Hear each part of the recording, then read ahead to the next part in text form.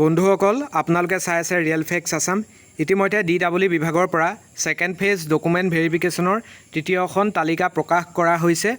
আৰু এই তালিকাখন অনুসৰি আপোনালোকক জনাইছিলোঁ যে 3 তাৰিখ মানে আপোনালোকে যেহেতু 5 তাৰিখৰ পৰা ডকুমেন্ট ভেৰিফিকেশ্যন হ'ব সেকেন্ড ফেজ, গতিকে 3 তাৰিখ মানে দি দিব বুলি আপোনালোকক জনাইছিলোঁ আৰু আজি 3 তাৰিখে ইয়াত উল্লেখ কৰিছে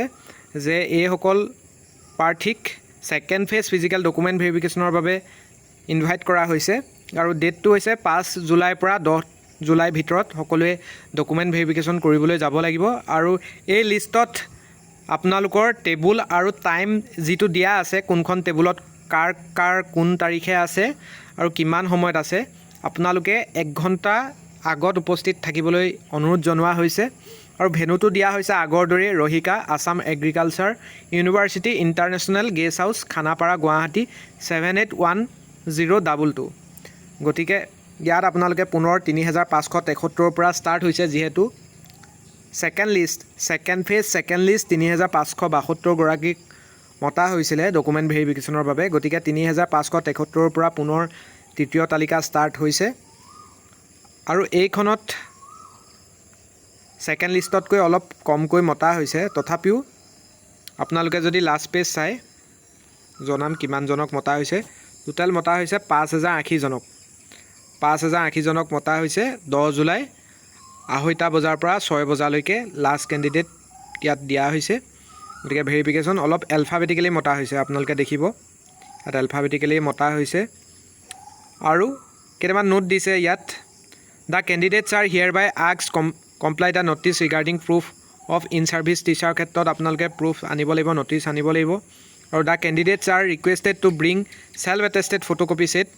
of all documents along with the relevant documents in original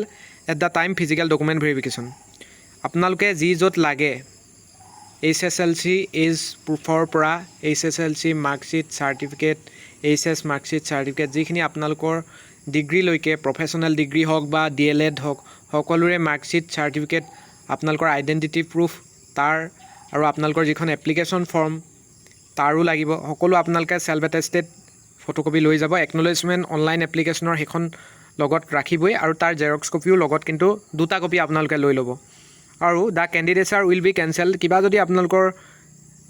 fort পায় বা আপোনালোকৰ কিছুমান মিছ ৰিপ্ৰেজেণ্টেশ্যন কৰিছে বুলি চৰকাৰৰ নথি পৰীক্ষণত বা সেই প্ৰক্ৰিয়াটোত ধৰা পৰে তেন্তে আপোনাৰ কেণ্ডিডেটছাৰ কিন্তু কেঞ্চেল কৰিব পাৰে বা আপোনাৰ ওপৰত লিগেল একশ্যনো ল'ব পাৰে। আৰু এইখন হৈছে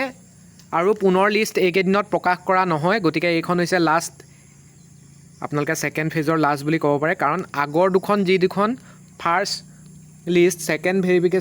ফেজ ভেৰিফিকেশ্যনৰ ফাৰ্ষ্ট লিষ্ট আৰু সেকেন্ড ফেজ ভেৰিফিকেশ্যনৰ সেকেন্ড লিষ্টত পুনৰ এটা পইণ্ট আছিলে যে থাৰ্ড লিষ্ট উলিওৱা হ'ব আৰু কোন তাৰিখৰ পৰা আকৌ পুনৰ ডকুমেণ্ট ভেৰিফিকেশ্যন কৰা হ'ব উল্লেখ আছিলে, কিন্তু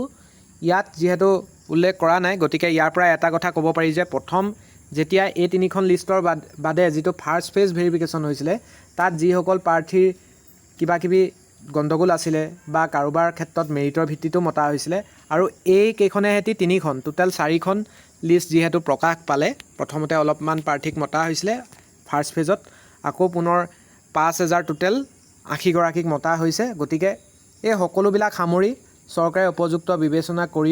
কৰি পিনি আপোনালোকৰ পুনৰ ফাইনেল মেৰিট লিষ্ট যিসকল আপোনালোকে ভালদৰে একচেপ্টেড হৈ গৈছে সেইসকলে আপোনালোকে চাকৰি পাবলৈ সক্ষম হ'ব।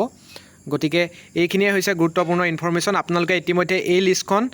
DW ৱেবছাইটত লাভ কৰিব আৰু যিসকলে এতিয়ালৈকে এই লিষ্টখন পোৱা নাই আপোনালোকৰ কাৰ নাম আহিছে এই লিষ্টত ভেৰিফিকেশ্যনৰ বাবে আপোনালোকে যদি এই PDFটো পোৱা নাই আমাৰ টেলিগ্ৰাম চেনেলৰ পৰা ডাউনলোড কৰি ল'ব পাৰিব আৰু পিছত জইন কৰাসকলে যিহেতু বিচাৰি থাকে ক'ত PDFটো আছে আপোনালোকে মিডিয়াত গৈ মিডিয়াৰ পৰা আপোনালোকে এইটো যিটো দেখিব ইয়াৰ টাইটেলটো second phase verification third list আপোনালোকে এই third list of second phase of এই যিটো PDF দেখিব এই PDFটো আপোনালোকে 10 জুলাই 5 to 10 জুলাই 2025.pdf যিটো ইয়াৰ টাইটেল আছে এই টাইটেলটো থকা আপোনালোকে PDFটো ডাউনলোড কৰি ল'লে আপোনালোকৰ নাম আহিছে নাই ভালকৈ চাই ল'ব পাৰিব। আমি টেলিগ্ৰাম চেনেলৰ লিংক আমাৰ ডেছক্ৰিপশ্যনত দি থ'ম, গতিকে জইন হৈ মিডিয়াত গৈ আপোনালোকে এই ফাইলটো ডাউনলোড কৰি ল'ব আৰু এনেকুৱা গুৰুত্বপূৰ্ণ ইনফৰমেশ্যনসমূহ পাই থাকিবৰ বাবে যিসকলে ফাৰ্ষ্ট ভিজিট কৰি আছে আমাৰ চেনেলটো অনুগ্ৰহ কৰি চেনেলটো ছাবস্ক্ৰাইব কৰি লৈ যেন। ধন্যবাদ।